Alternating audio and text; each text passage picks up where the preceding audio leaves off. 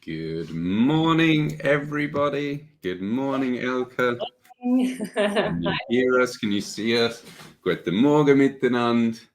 And welcome. Nice to you speaking German. yeah. We maybe that's the part 2 of the episode. We can do a German version.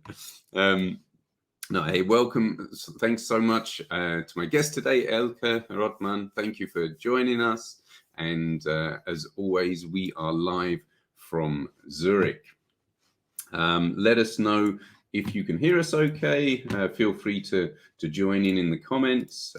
Let us know your thoughts on what we're talking about.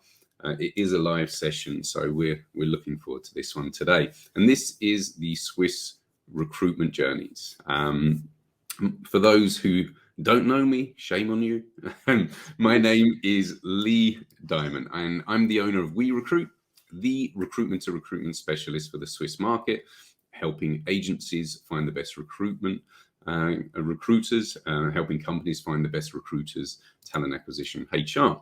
And like always, my goal is to be a positive promoter of recruiters in general and recruitment, and bringing the community together in Switzerland. And that's why I also love these live sessions, because we get some insights from some of the most inspirational, passionate, successful people in recruitment in Switzerland.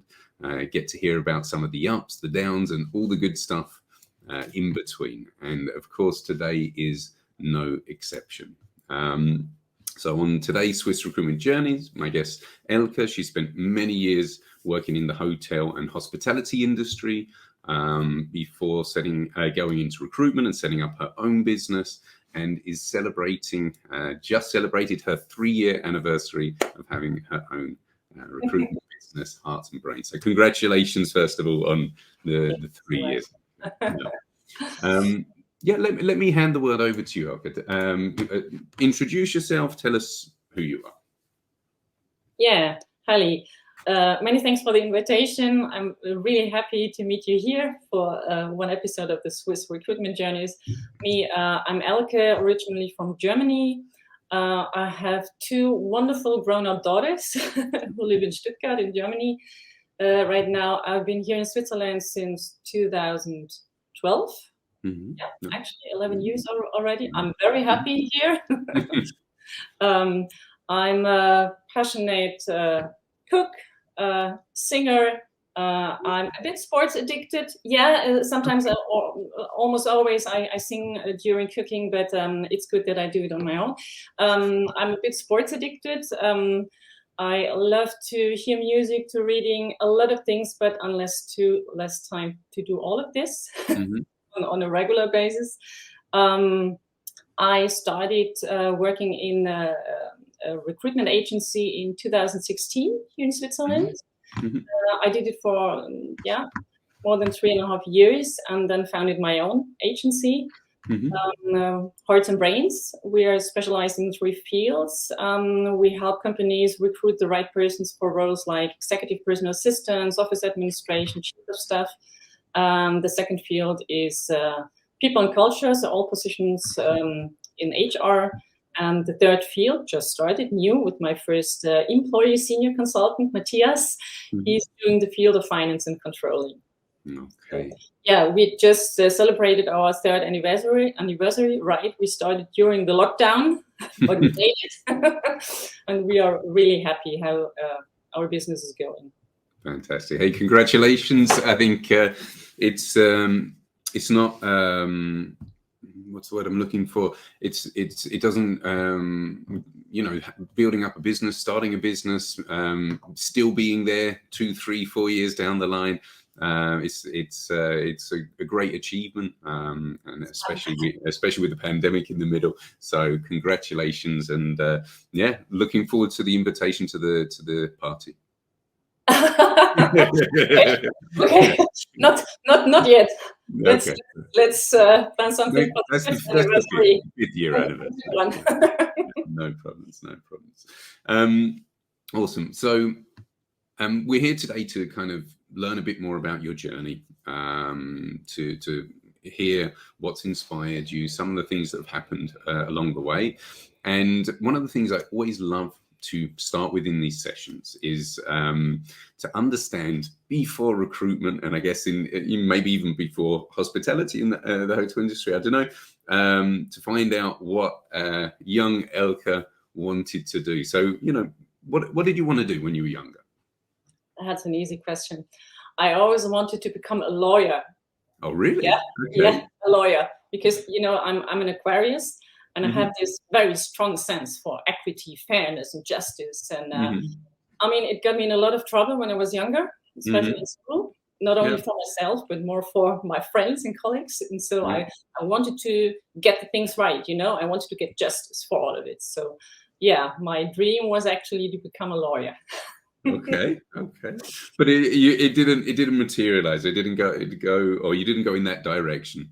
And I tried to, but for this you have to know I grew up in the eastern part of Germany, in socialism, in German Democratic Republic, and there we haven't had the freedom to choose what to study. So there were different criteria, and my parents weren't in the right party, so I haven't had the opportunity to do it. But anyway, I did it later. Beside my job, I did law studies, and I'm happy with it. So okay. So maybe some legal recruitment on the horizon or in the future. I was thinking about it actually to do this field. Maybe. You never know. Okay. So I mean, tell us a bit about how you actually got into recruitment, because you started in the hotel industry. Tell us a bit about your journey getting into recruitment. Yeah, as you said before, I worked for about 15 years in the hospitality industry, and my career went fast. So I started my first role as a general manager for a hotel when I was quite young. At the age of 25, I think. Wow. And yeah, exactly. A lot of responsibility at that age.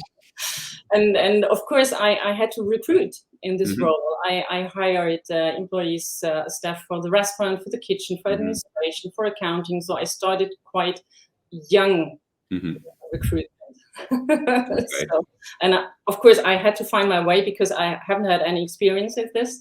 But a good instinct, and so I think it went very well. I was thinking about the failures I didn't make, and I can only think about 2 not that good recruitments I did. Okay.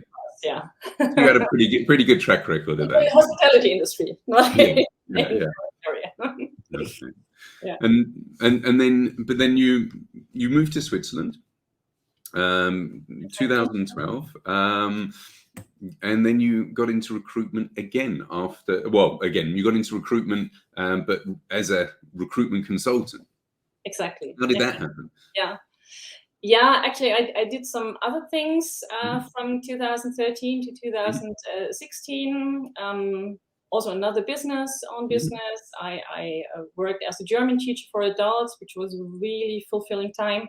And then it attracted me to get back to this stuff, and I applied for a job as a senior consultant with the agency Humanis, and I got the job, and I started there and built up with my manager the field of executive personal assistance, and that was really great and very good decision, because I learned that is the field I have the most passion for. Yeah. Okay.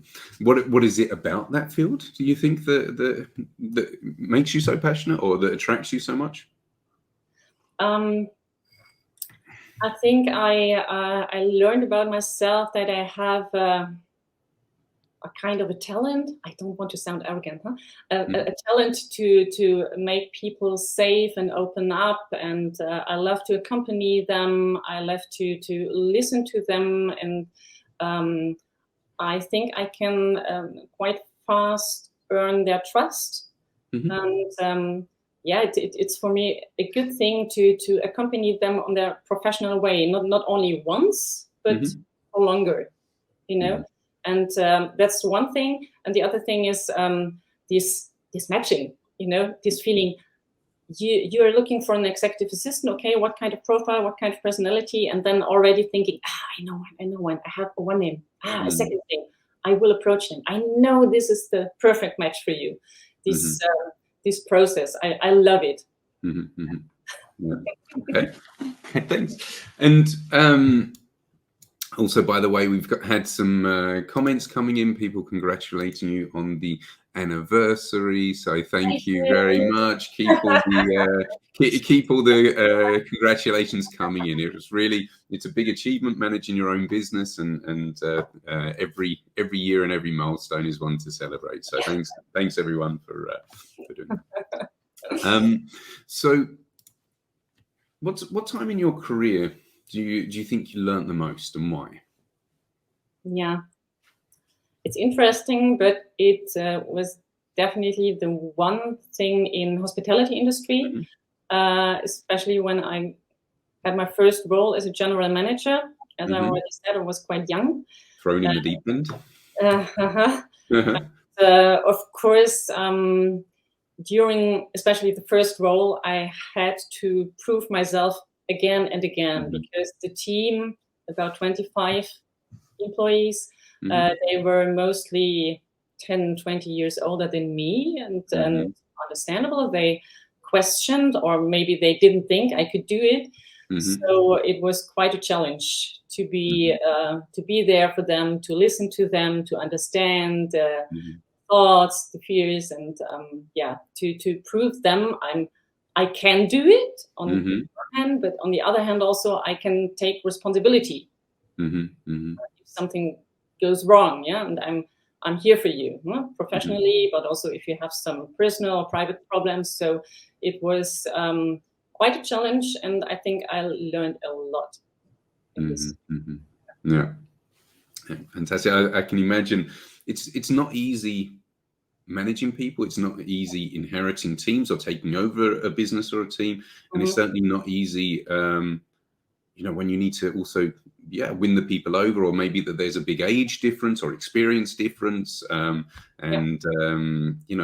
these things can be a great learning and character building experiences for sure. Exactly, that was the first. And the second, I have a second one when I was a German teacher for adults. Patience is not my strength, not at all. And to teaching them was a very good lesson in being patient. Because I loved my students, I love to work with them, I love to teach them and to show them, yes, German is a very difficult language, but there are tricks how you can do it faster and easier. And that was a very good lesson too for me. Becoming a parent also helps you with learning how to be patient as well. Fantastic. Awesome. And we've also had Suzanne said it's great to hear when people are successful and still keep human. Absolutely, couldn't agree more. Thanks. We know. So 3 years ago, perhaps the idea started simmering sometime before. You've been an entrepreneur before, you've done your own thing, but why did you decide to start your own business? What was your motivation? Actually, I think I have always been this kind of person who wants to do their own business. And I have to say, I think I always was this very difficult employee for my managers and supervisors, because I was this pain in the ass who is always asking, can we do this different? Is there a way we can make it different or better? Or can we optimize something? And, I really loved getting feedback, positive, negative, of course, but I gave it too, always. So I think it was normal, and for me, thinking about starting my own business. And this business, exactly, I loved what I was doing, recruiting with the agency, but there was always things I would have done differently. Mm-hmm. I couldn't, and I had this idea to start a business and doing things different. Mm-hmm. Mm-hmm. So in 2019, there was the point when I was thinking, okay, I start to work in another agency, Mm-hmm. or I start my own business again. Yeah. So and the decision was not that easy, but Mm-hmm. I went for my own business because then I have the freedom to do things really my own way. Yeah. Yeah. I think a lot of people that start their own recruitment business are in a situation where they think, if this was my business, I would do it differently. And you want to be able to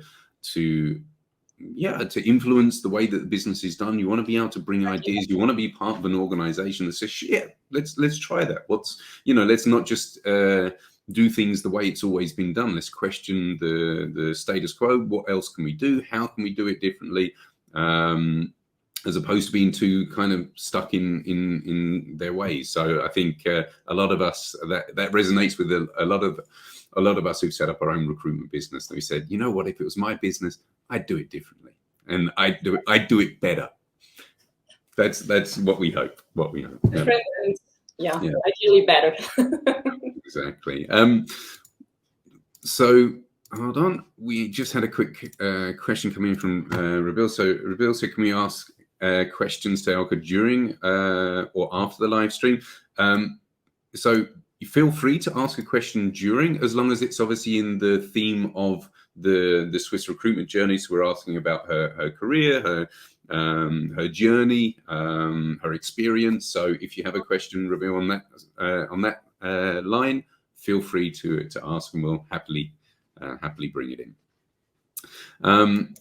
So what has surprised you the most since starting your business?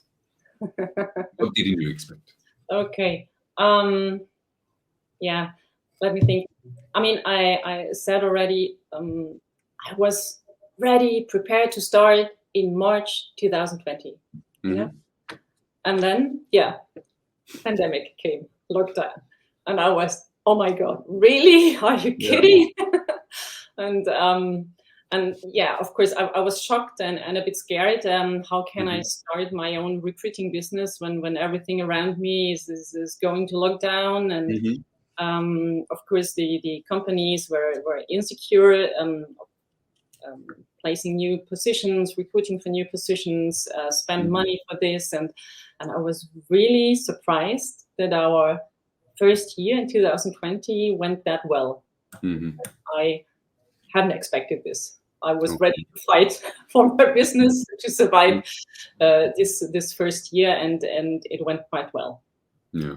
So was it easier or harder than you thought it would be? It was actually easier. Okay. Yeah. I mean, one of the things I found when I started my own business and really surprised me was how productive I could be. All of a sudden, I don't have all of these meetings, internal conversations, distractions. I can just do. And the actually what you can do in 8 hours of productive work is immense as a recruiter. Unbelievable, yeah. If you're actually allowed to get on with that time and that work. And I think the pandemic, I think, was challenging for lots of people for different ways, thinking about, okay, pivoting, do we need to change our strategy? And I think a lot of people had some really good years. I think, companies in recruiting in life sciences, for example, I think did extremely well, or digital and tech, really had a good experience during that time. But I guess nobody expects a pandemic at the beginning of their business, and especially so quickly. It's like in your second month. Yeah. Okay. So why Hearts and Brains? Where did the name come from? Yeah. We were really thinking long and strong about the name.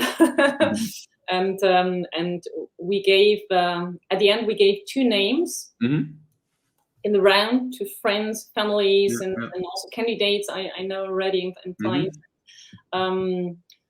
I had my favorite, and it was Hearts and Brains, but in another in a different order. And this was actually a suggestion of a friend of my network. And now I always hear Hearts and Brains. It's so perfect. That's you. Lovely. That's totally you. But actually, of course, it's about how we recruit and how we do our business. I wanted to do it different, and the different way is, of course, that we not only recruit with brains, that stands for qualification, experience, a straight CV, and the positions you had before, but especially with hearts, and that stand for the culture fit, the personality, the chemistry. I mean, it can all look perfect on paper, but the person doesn't fit the company, the culture, the team, the chemistry within the team, the setup, then it won't work, right? And we wanted to say already in our name that this is a very important part for us. That's why on the first place, hearts. And that is actually the secret behind the name. Yeah, I love it. I think it's a great name. I think it reflects you and the brand very well, as I've come to know you so far. Yes, it's the name, and we can always say we recruit with hearts and brains. With the agencies, but actually with hearts and brains. You know. Yeah, exactly. Yeah, and then you have the "we recruit" at the beginning. You see what I did there. That's for you. Exactly. Perfect. So one of the things also I wanted to ask you, because this is a bit of a what's the word I'm looking for? A bit of a stigma, a bit of a question mark. I have a lot of candidates who come to me after many years of experience in a certain industry. It can be hospitality, it can be anything, and they say they'd love to get into recruitment. You know, it's people that maybe see my content and perhaps getting inspired by it and think, hey, I'd love to be a recruiter. I've always thought about being in HR, in recruitment. I love working with people. But to make how do you say, there's no English word, a transition or a career shift from one industry to another can be really hard. And I know that you did it at a more experienced time. And yes, you had that exposure from your GM time of recruiting people, but that's not agency recruitment, right? So, you know, why do you think that agency recruiters don't, recruitment companies don't consider people, let's say 35 to 50 or even older? And what do you think they're missing out on? Yeah. I think that the question sounds a bit mean at the beginning, the answer. To this question, because I think one of the reasons is, unfortunately, the experienced candidates are more expensive than the juniors.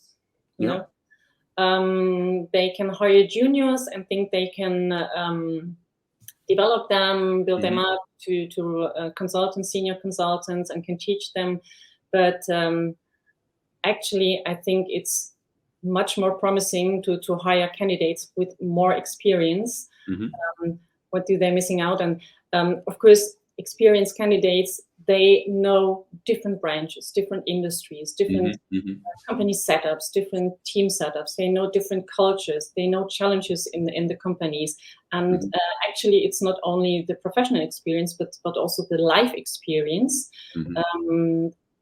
that they made. And they all can bring this into the job, because let's go with this quote of Simon Sinek, always hire for attitude. You can always teach skills. You know, and I think the attitude is very important for being successful as a recruiter. These habits or characteristics you need to be resilient. You need to do your job, to talk to people, to read, feel the people, to see the needs, and to match it together, and to do the process from the beginning to the end. That is something they learned in different jobs, in different positions, in different industries, and then can bring it all to the job. And it's really, I find it really sad that these candidates are not considered often. I mean, it's actually, if you think about it, it's the business model of executive search firms, or many executive search firms. Let's take somebody who spent 20, 30 years in the industry, And now they become an executive search, consultant partner. Exactly. But in the professional space, it's not really done. I think, the salary is certainly one thing. I think the stigma around, okay, how adaptable, how trainable, how coachable, how stubborn, and like there's this stigma about the older you are, the more stubborn you are, which I think can be on some levels true. I know I'm certainly more stubborn now than I was before. But that can also be a positive thing, right? Yeah, it's biased. That depends totally on the personality and not an age. Sorry. Yeah. But I think maybe that's a business model right there. Recruitment company that takes on experienced people and transitions them into fantastic recruitment consultants. There you go. Yeah, and it's also a question of, am I ready to invest in a candidate I want to hire? It's an investment. It's also an investment. And what does cost more to hire a junior to try to develop him or she or her, and it doesn't work out, so you try a new one. That's the typical model. I was speaking to a company the other week who told me that I can't remember the exact statistic, but I think it's around 1 in 4 of their trainees make it. And I just wonder how it would be if it was more experienced people who have already made the life decision to say, I want to work with people. I want to do this kind of job, and I'm willing to put in the hard work to make it happen. But no. We've had a few more comments. Ramon said, loves the analogy, coming back to the hearts and brains. Heart equals cultural. Thanks, Ramon. We've had a couple of questions which are not running in the theme from Aisin and from Chea. So just to say, these are questions that we can answer at another time, but it's more general questions asking towards a recruiter as opposed to in the theme of the Swiss recruitment journey. So we can happily come back to these. Maybe I can ask Elke or myself, we can give you a direct message back on those. But the theme here is about Elke's journey in recruitment. So, okay.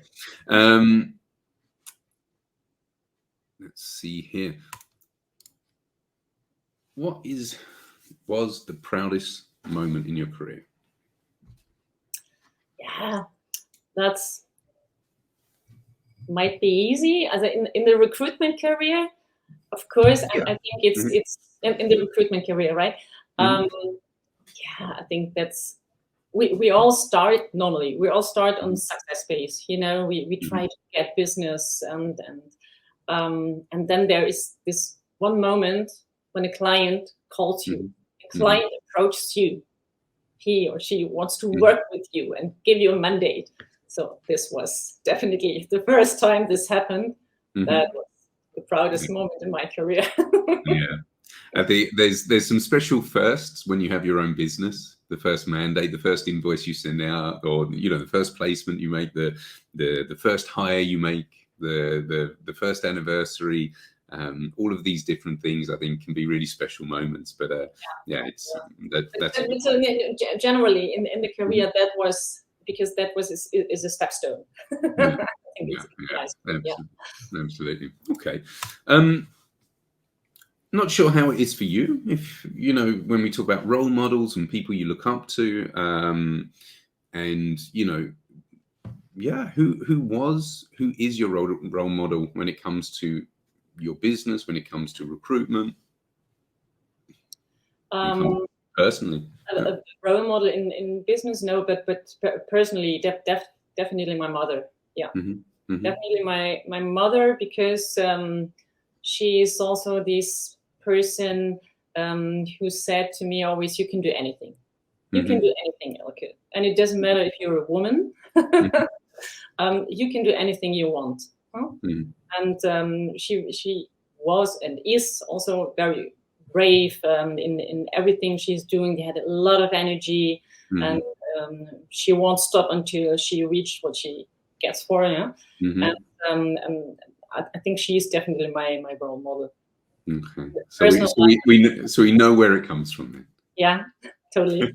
Yeah, absolutely. Awesome. I have to say to her. Yeah. Yeah, you can cut out this part of the video and send it to her. Okay, Yeah. perfect. Maybe she's watching it. If she is, hi, Mum. All right. So, where do you see the future of recruitment agencies? I hear it a lot. I was having a conversation yesterday. Somebody asked me the question, will recruitment agencies still exist in 60 years, 70 years from now? I don't know. But I mean, I have my opinion, I'd say. My thoughts, where do you see the future for recruitment agencies, where we are now and where we're going? Oh. It's a big question.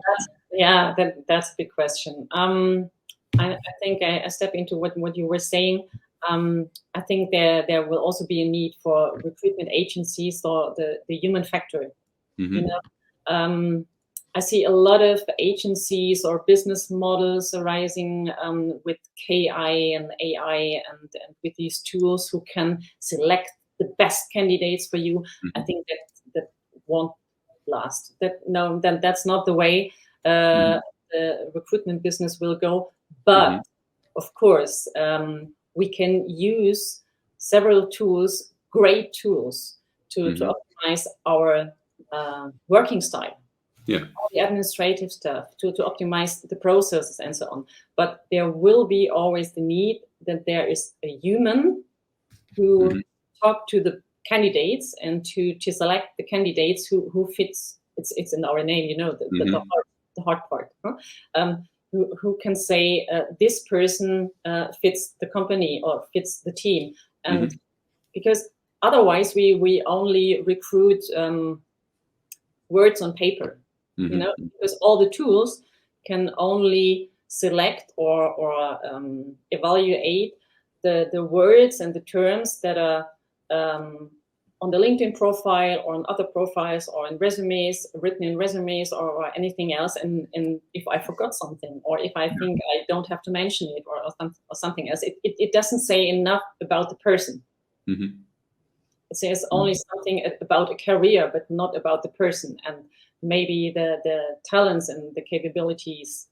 And that's why I think, no question at all, there always will be recruitment agencies. And I think another part of the future is surely the question, how do we get to the candidates? How do we reach good candidates and convince them, earn their trust, getting them to start the process, to go to an interview, to be interested in the company and the position. I think that is in transition, especially because of the market here in Switzerland.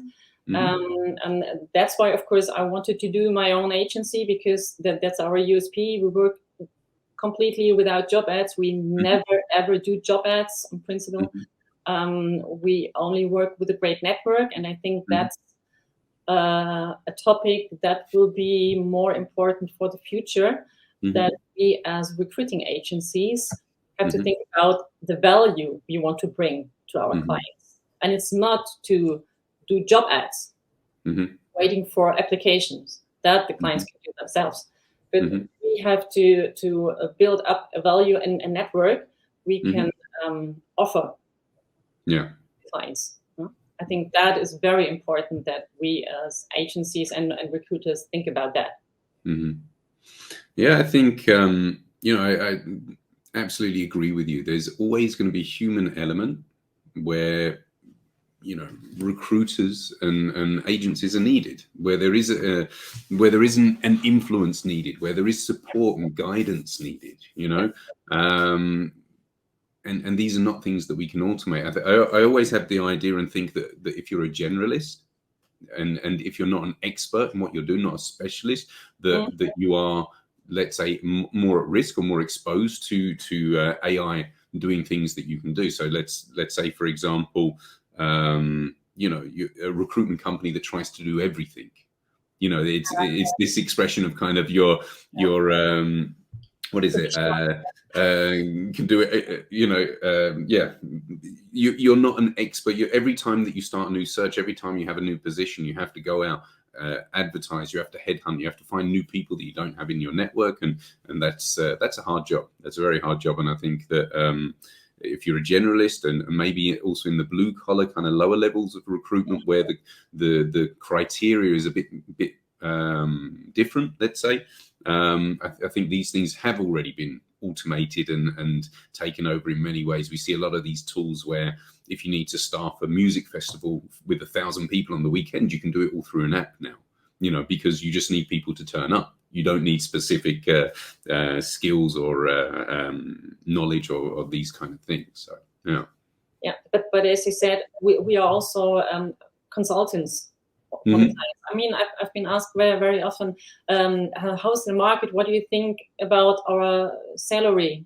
Mm-hmm. Is it competitive? Is it okay? Yeah. Do we have something more? What do you think can we offer the candidates that he or she accept our offer? Yeah. Add something. Can we do something? What are the expectations of the candidates today? Should we do a case or an assessment or something else? Yeah.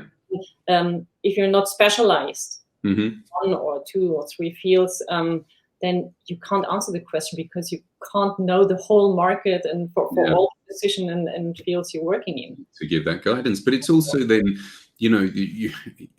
it's also those concerns, right? How many times have you been in a recruitment process where a candidate says, I'm not sure about this, or I have concerns about that, and these are things that if you automate it, they're not going to type in, oh, I'm not sure. I don't know, simply said the work-life balance. I'm not exactly sure. I don't want to ask it because I don't want people again, this fear of people think I'm not a hard worker if I ask what the work-life balance is or what the culture is on these kind of things. But just, general concerns, which, maybe 1, 2, 3 small things that we as recruiters can help our candidates understand what the environment is like and to give them more information, but also if there are things that need to be addressed, that we can address that with the clients. It's this real advisory element that you cannot automate. So I think we'll automate lots and lots of different things in and around recruitment, hopefully get rid of as much admin as possible and things that we don't like doing, but really spend our time being these advisors, consulting, helping, steering, guiding the process along the way. Yeah. Do what we love. Exactly. The fun part of the job, for sure. Yeah. Okay. So we're coming towards the end, and actually we've got through quite a few of the questions that we had.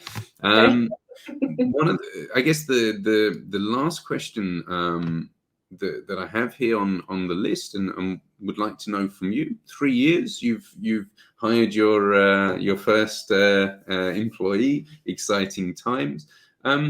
What's the outlook for your business? Where would you like to see yourself? Is it a business that you want to grow? Is it a lifestyle? Is it both? I mean, yeah. Yes, exactly. I mean, I just started with Matthias, my new employee, start to build up in a new field, finance and controlling. And I can say, yes, maybe we want to grow, but I have totally not the idea to grow in several new fields of expertise. That is not what I want to do, because when I start this, if I would start this, the time to do what I love, my Mondays, my recruitments, talking to the clients and to the candidates, become less and less. And I would have to do more managing the people and the employees and the work and the company. I don't want to do this. I've done this in the hospitality industry. I had large teams. I don't want to do this. I really want to focus doing myself what I love. So I think we will build up the new field this and the next year, and then I'm not sure. Yeah, I can say I live in the moment. I don't have plans for another field or for another employee in the next 1 or 2 years. I mean, if it would be necessary, I Mhm. won't hesitate. Mhm. So if we have too much work, of course, Mhm. I would hire, say, a project manager to Mhm. help on the processes, but Yeah. not another kind of growth. Yeah. Okay. Sounds good. Well, I think living in the moment, being happy, and Yeah. I think you just said you clearly have a plan, and that plan is to protect the the position and the role, what you're doing, that you can continue doing that, be opportunistic and in other ways, and yeah. But I wish it's great to hear. Look, I think it's exciting time for you having Matthias come on. So finance and controlling. If people out there need experts in finance and controlling, I let know. Elke and Matthias know. No, but it's a fantastic journey, and I've appreciated you joining me on the session today to learn a bit more about you. I've learned some things as well, and I wish Hearts and Brains and you all the best for the future. I look forward to seeing more milestones, the 5-year anniversary, the party invite. Yes. Um, You mentioned it already. It's yeah, the second time. Okay. I'm going to keep on pitching it. Definitely. Yeah. That's a promise. If there will be a party, you are invited. Yeah, fantastic. Okay, so then thank you so much for joining. Thank you everybody for watching, for taking part, for all the comments. For those who ask questions outside of this context, I'll reply to you afterwards. Don't worry. There'll be other sessions where we answer general questions from the public. So thank you so much for joining, Elke. I wish It was a pleasure. everybody, yeah, the pleasure was all mine, and I wish you a wonderful weekend ahead, and till next time, thanks so much. Time. Thanks, And Elke. happy weekend to all. Bye bye. Bye-bye.